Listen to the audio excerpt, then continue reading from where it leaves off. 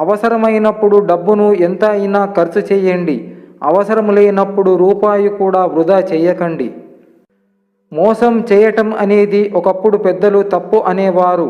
ఇప్పుడు తెలివి అంటున్నారు. కాలం మారిందా, కాలధర్మం మారిందా? తప్పక కాలధర్మమే మారింది. దేవుడు నిజాలు మాట్లాడమని నోరుని, అబద్ధాలు చూడమని కళ్ళని ఇస్తే మనం మాత్రం అబద్ధాలను నోటితో, నిజాలను కళ్ళతో చూస్తున్నాము. పంటని చీడపురుగుల నుంచి, మనసుని అసూయ ద్వేషం నుంచి కాపాడుకోకపోతే చివరికి మిగిలేది అంతా నష్టమే. పంటైనా జీవితమైనా అంతా వ్యర్థమే. ఈ ప్రపంచంలో సమస్యలు లేని మనిషి ఉండడు, అలాగే పరిష్కారము లేని సమస్య ఉండదు. సమస్యల కోసం ఆలోచిస్తుండే వాడికి బాధ, దుఃఖం మిగులుతుంది. పరిష్కారం కోసం ఆలోచించే వాడికి మార్గం దొరుకుతుంది. పరిస్థితులు కఠినంగా ఉన్నప్పుడు మనసుని కఠినంగా చేసుకోక తప్పదు. ఉత్తమ సమయం కోసం ఎదురుచూడడం కన్నా ఉన్న సమయాన్ని ఉత్తమంగా మలుచుకోవడం బెటర్. సాధించిన విజయాన్ని ఎవరైనా ప్రశంసిస్తారు, కానీ ప్రయత్నం సాధనలో నీకు తోడుగా ఉత్సాహాన్ని నింపేవాడే నిజమైన వ్యక్తిత్వం ఉన్నవాడు. స్వశక్తి మీద ఆధారపడిన వ్యక్తి ఎప్పటికైనా సంతోషంగానే ఉంటాడు. తెలివితేటలు మాత్రమే సరిపోవు, కష్టపడే గుణం కావాలి. అదృష్టాన్ని సరదాగా నమ్ముకో, కష్టాన్ని పూర్తిగా నమ్ముకో. విజయం నీదే మిత్రమా. మనుషులు ఎన్నటికైనా అనుచరులే, ప్రకృతి మాత్రమే స్వతహా జీవించగలదు. మంచి వినటం మాత్రమే కాదు, మంచి ఆచరించినప్పుడే మహోన్నత తత్వాన్ని పొందగలము. తను నచ్చినట్టు ఉంటేనే ఇష్టపడడం స్వార్థం, తను ఎలా ఉన్నా తనని మార్చుకోవడం ప్రేమ.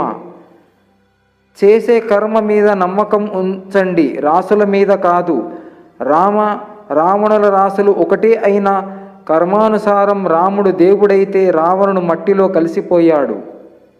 ఇది బాగా గుర్తుపెట్టుకో. ఈ లోకం ఎప్పుడైనా సరే మంచివాణ్ణి ఎప్పుడూ మంచివాడు అని అనదు.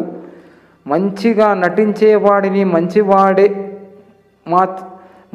నటించేవాడిని మాత్రమే వీడు చాలా మంచివాడు అని అంటుంది.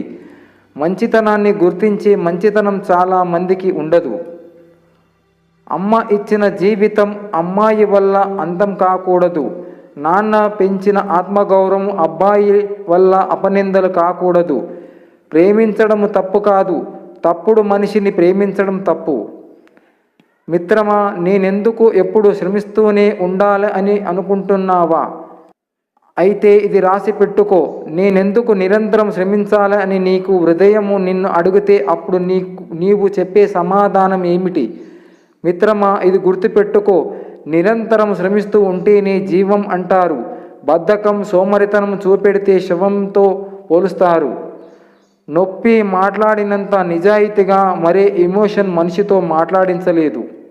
జీవితం అనేది మనం నడిచే దారి లాంటిది. మనకు తోడుగా నడిచేవారు ఉంటారు, కానీ మనకు బదులుగా నడిచేవారు ఉండరు. ఎంత కష్టమైనా మనమే నడవాలి. ధనవంతుడు డబ్బు ఉంది అని అహాన్ని ప్రదర్శిస్తే, పేదవాడు డబ్బు కంటే విలువైన ఆత్మాభిమానాన్ని ప్రదర్శిస్తాడు. గొంతు పెంచితే అబద్ధం నిజం అయిపోదు. నిజం ఒంటరిదే కావచ్చు, కానీ అది బయటపడిన రోజున నిన్ను ఒంటరిని చేస్తుంది. మత్తుకు బానిస అయితే ఇంకొకరికి నువ్వు చులకన అవుతావు. పుస్తకాన్ని చదివితే ఇంకొకరికి నువ్వు బాస్ అవుతావు. పరిచయం లేని వ్యక్తి ఆపదలో ఉన్నప్పుడు ఏమీ ఆశించకుండా సహాయం చేయడమే నిజమైన మానవత్వం. ఎన్ని పుస్తకాలు అర్థమైన జీవితం అనే పుస్తకం మాత్రం ఎంత చదివినా అర్థమవ్వదు. మనకు నచ్చింది వదులుకుంటాం అంటే రెండే కారణాలు. ఒకటి దానికన్నా బాగా ఇష్టమైన దానికోసం, రెండు మనకి దాని మీద బాగా కోపం వచ్చినప్పుడు, లేదా దాని నుండి మనం కోరుకున్నది దొరకనప్పుడు. గదిని శుభ్రపరిచినట్లే అప్పుడప్పుడు మనసును కూడా శుభ్రపరచాలి. లేకపోతే చెడు ఆలోచనలు పేరుకుపోతాయి, బ్రతుకు నరకంగా మారుతుంది. ప్రస్తుత రోజుల్లో వ్యక్తిగత స్వార్థంతో చేసే పోరాటాలే తప్ప నలుగురి మేలు కోసం చేసే పోరాటాలు కనిపించటం లేదు. తలరాతను ఎప్పుడు నిందించకు. ఒక కష్టం నిన్ను బాధిస్తే 100 సంతోషాలు నీకోసం ఎదురు చూస్తుంటాయి. నువ్వు నమ్మితే ఇది నిజం.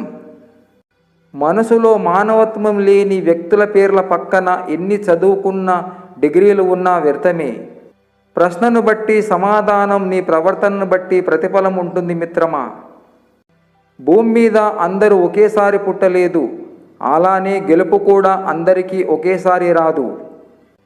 ఎవరైనా మనకన్నా కాస్త కింద కూర్చున్నంత మాత్రాన అదే వారి స్థాయి అని భావించరాదు.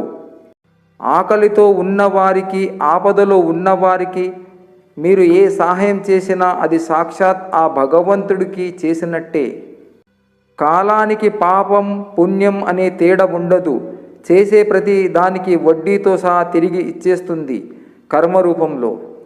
మౌనంలో అద్భుత శక్తి ఉంది. అత్యుత్తమ ఆలోచనలు మౌనము నుండే ఉద్భవిస్తూ ఉంటాయి. ఆ కాలంలో ఇరుగు పొరుగు వారు కూడా కుటుంబ సభ్యుల్లా ఉండేవారు. ఈ కాలంలో కుటుంబ సభ్యులే ఇరుగు పొరుగు వారిలా మారిపోయారు. గౌరవం, స్నేహం, ప్రేమ ఇవి భిక్షగా అడుక్కుంటే వచ్చేవి కావు. మనం నచ్చి, మనల్ని మెచ్చి వాటంతట అవే మన దరికి రావాలి. అప్పుడే మనకు విలువ. ఏ పనినైనా సరే ఈరోజు మంచిది కాదని తలచి రేపు చేద్దామని అనుకోకు. రోజులో మంచిని చూడడం కాదు, లక్ష్య సాధనలు మంచి కనబడితే చాలు ఆ పనిని వెంటనే ప్రారంభించు. నీ విలువ నీ బ్యాంక్ అకౌంట్లోని లక్షలు చూసి కాదు, నీ హృదయంలో ఉన్న మంచిని చూసి పెరుగుతూ ఉంటుంది. నీపై గౌరవం నీ మెడలోని బంగారం చూసి కాదు, నీ వ్యక్తిత్వాన్ని బట్టి దక్కుతుంది. పెరుగు కన్నా పెరుగులో దాగి ఉన్న నెయ్యికే విలువ ఎక్కువ. అలాగే మనిషి కన్నా మనిషిలో దాగి ఉన్న మంచితనానికి విలువ ఎక్కువ. ఒక తూట ఒకరికే పని చేస్తుంది, ఒక అక్షరం 1,00,000 మందిని కదిలిస్తుంది. ఎక్కువ మరిగిస్తే నీళ్లు కూడా ఆవిరైపోతాయి. అలాగే భరిస్తున్నారు కదా అని బాధ పెడితే బంధాలు కూడా తెగిపోతాయి.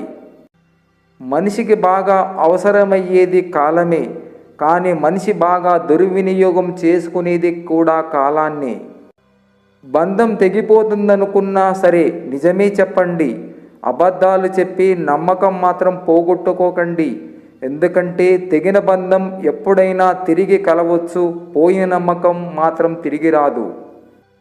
ఒక మనిషి గురించి మరో మనిషికి జీవితాంతం గుర్తుండిపోయేటివి చేతితో చేసిన సహాయం, మాటతో మనసుకు చేసిన గాయం. నాలుకను అదుపు చేసుకోగల విద్య తెలిస్తే అనేక విద్యలు అవలీలగా తెలుస్తాయి.